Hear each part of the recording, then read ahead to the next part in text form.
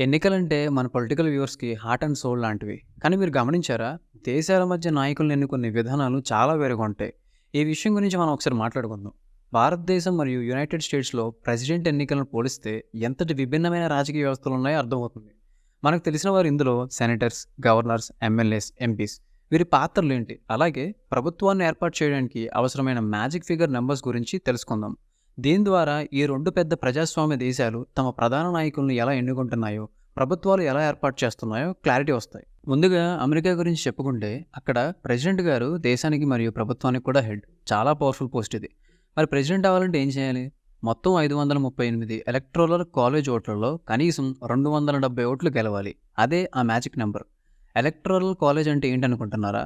ప్రతి స్టేట్‌కున్న senators, representative సంఖ్యకి తగిన electors ఉంటారు. ప్రజలు ప్రతి స్టేట్లో ఓటు వేస్తారు మరియు చాలా states winner takes all system follow అవుతాయి. అంటే ఆ స్టేట్లో ఎక్కువ ఓట్లు గెలిచిన అభ్యర్థి ఆ స్టేట్కి చెందిన అన్ని ఎలక్టోరల్ ఓట్లను సొంతం చేసుకుంటారు. సెనేటర్స్, రిప్రజెంటేటివ్స్ వేరే ఎన్నికల ద్వారా ఎన్నుకోబడతారు. ప్రెసిడెంట్ ఎన్నికల్లో వారి పాత్ర చాలా తక్కువగా ఉంటుంది. ఇప్పుడు మన భారతదేశానికి వస్తే ఇక్కడ ప్రెసిడెంట్ గారు ప్రధానంగా పౌరాధిపతి. అసలు అధికారాలు ప్రధాని గారి మరియు మంత్రివర్గం దగ్గర ఉంటాయి. మరి ప్రధాని ఎలా అవుతారు? లోక్సభలో మ్యాజిక్ ఫిగర్ అయిన 272 సీట్లు గెలుచుకున్న పార్టీ లేదా కూటమి నాయకుడు. లోక్సభ ఎంపీలంటే మనం నేరుగా ఎన్నుకునేవారు. రాజ్యసభలో మాత్రం ఎమ్మెల్యేలచే ఎన్నుకోబడిన సభ్యులుంటారు. ఎమ్మెల్యేలంటే మన రాష్ట్రాల శాసనసభలకు మనం ఎన్నుకునే ప్రతినిధులు. ప్రెసిడెంట్ గారిని ఎలక్ట్ చేయడానికి ఎంపీలు, ఎమ్మెల్యేలు కలిసి ఓటు వేస్తారు. వారి ఓట్లు వారి ప్రాతినిధ్యం వహించిన జనాభా ఆధారంగా వెయిటేజ్ పొందుతాయి. అందుకే ప్రెసిడెంట్ ఎన్నికల్లో ఎంపీలు, ఎమ్మెల్యేల కీలక పాత్ర పోషిస్తారు. మరి గవర్నర్స్, సెనేటర్స్ విషయానికి వస్తే అమెరికాలో గవర్నర్స్ తమ రాష్ట్రాల ముఖ్య నాయకులు.